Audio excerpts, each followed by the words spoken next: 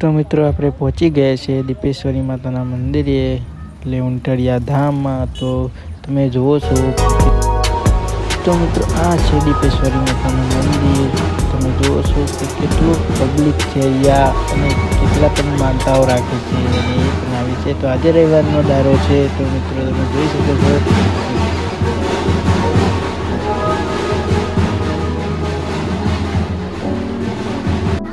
તો મિત્રો મેન મંદિર આ કહેવામાં આવે છે, જૂનામાં જૂનું. તો તમે જોઈ શકો છો કે કેટલું પબ્લિક છે અહીંયા દર્શન કરવા ભાઈ ભક્તો આવે છે. તો મિત્રો બને રહેજો.